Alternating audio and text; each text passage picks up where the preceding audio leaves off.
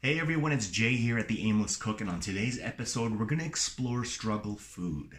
Whether you're a starving student, adulting for the very first time, or it's a week till payday and you just got nothing here, no ideas, I'm going to show you a few really cool and basic components that you can put together on the cheap and for something really, really delicious.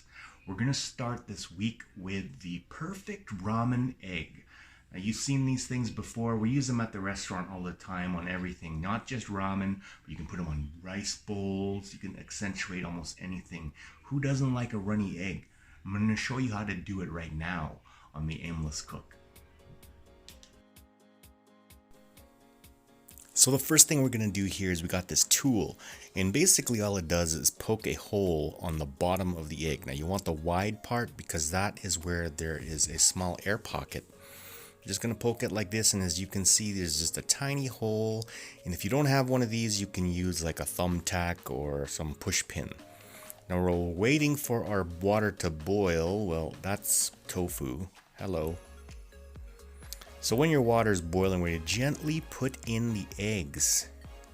1, 2, and 3. We're just going to make 3 today. As soon as that's ready, we're just going to agitate them, which is very important. We're going to do that for about 60 seconds.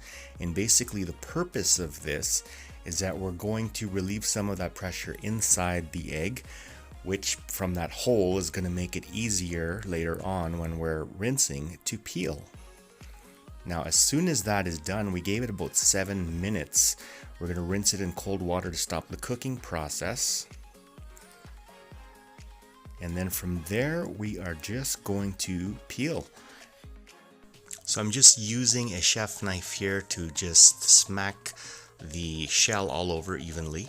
And starting from that side with the hole, I'm going to start peeling because of course that air pocket is still there. It makes it easiest to peel from.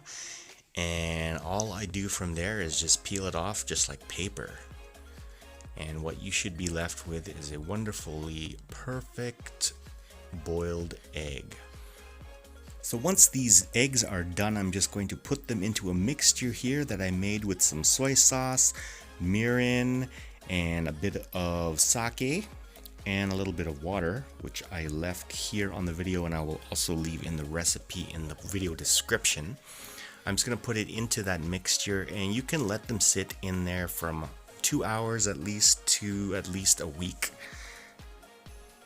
The longer you actually leave them, the yolks start to cure and turn into a nice, from a jammy texture to almost like a fluid gel. So it's really interesting, and you should pick a texture that you like the most. So right here, I'm just putting on some furikake onto some freshly steamed white rice in a bowl here. And that is a great base that we're going to go here. And then from there, I got a bit of greens that I did in some sesame oil. This is baby gailan. And then from there, I'm just going to lay that egg right on top. And then stay tuned for some egg porn. Here we got our wet blade of a knife. Run it through there really gently. And there you go. Money shot. So those are some of the key things you got to know about making the perfect ramen egg. I hope you take this recipe with you, make it yours, and have fun in the kitchen, which brings me to my question of the day. What is your go-to struggle food? Let me know in the comments down below. Don't forget to subscribe, and if you like what you're watching, you want to see more, give me a thumbs up. So again, have a great day, and we'll see you next time.